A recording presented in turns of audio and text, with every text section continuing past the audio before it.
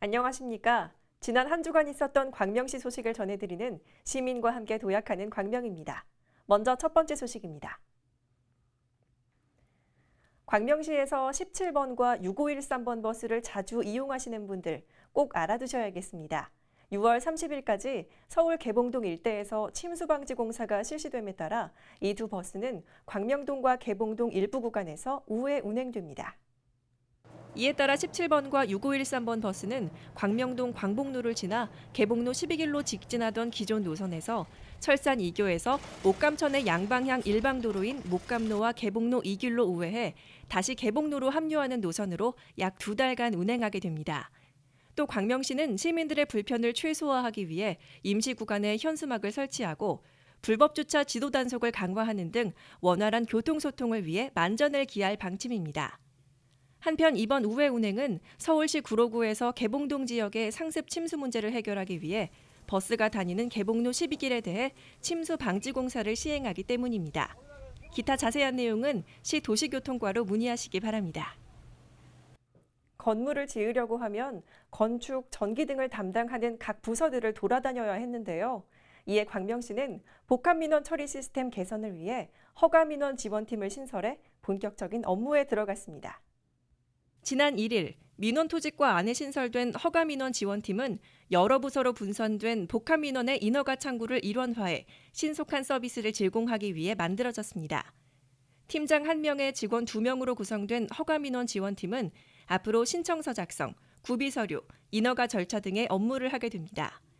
또 담당자 부재로 인한 민원인의 재방문 불편을 없애고자 민원 사전 예약제를 실시하고 약식 서류를 통해 인허가 가능 여부를 알아보는 사전심사 청구제를 시행합니다. 아울러 복합민원 처리 관계부서가 모여 의견을 조율해 민원 처리 기간을 단축하는 합동심의회도 운영하는 한편 시는 이런 제도가 잘 운영될 수 있도록 상시 모니터링할 방침입니다. 한편 이번 허가 민원 지원팀 운영으로 민원인들의 행정 만족도가 향상될 것으로 기대됩니다. 기타 자세한 내용은 시 민원토지과로 문의하시기 바랍니다. 지금까지는 부동산 등기부등본을 떼려면 등기소를 방문해야만 했는데요. 지난 1일부터 광명시 18개 동 무인민원 발급기에서도 편리하게 발급받을 수 있게 됐습니다.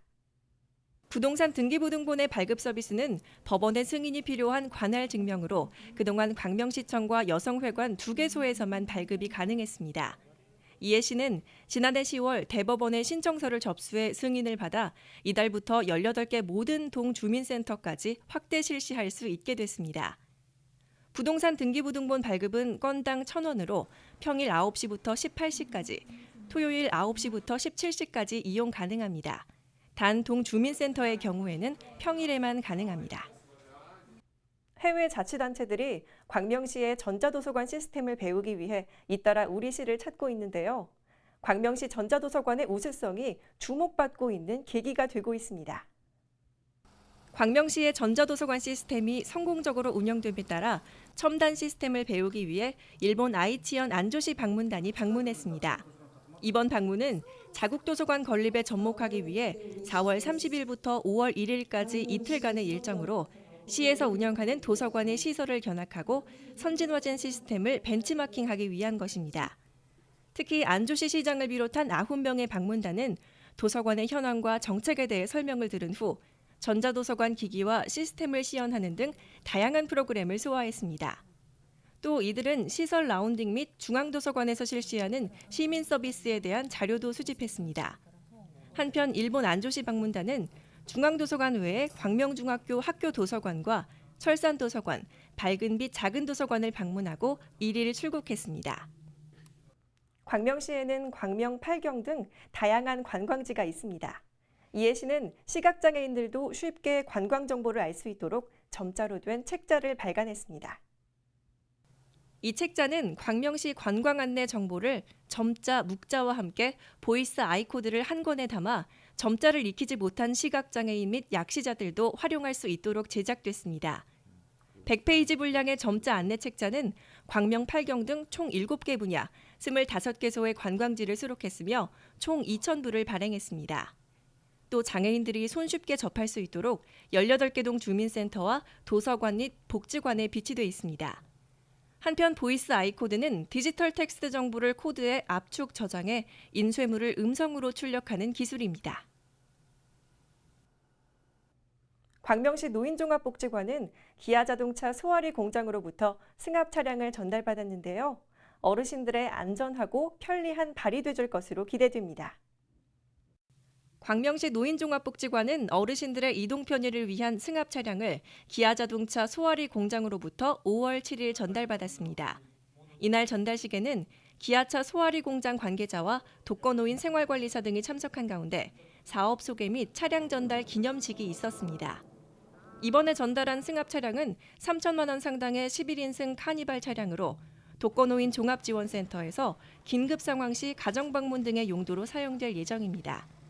이번 차량 기증은 노인복지관 어르신들의 이동 편의 증진과 지역 내 나눔 문화 조성에 기여할 것으로 기대됩니다. 기후 변화로 여름은 길어지고 또 봄과 가을은 점점 짧아지고 있습니다. 기후 문제는 세계적으로도 큰 관심사인데요. 이해시는 기후 변화에 대한 이해와 적응을 돕기 위해 찾아가는 기후 변화 환경교실을 운영하고 있습니다. 환경교실은 최근 급격한 기후변화와 에너지 위기에 대한 이해를 돕고 녹색 생활 실천의 중요성을 심어주기 위해 마련됐습니다.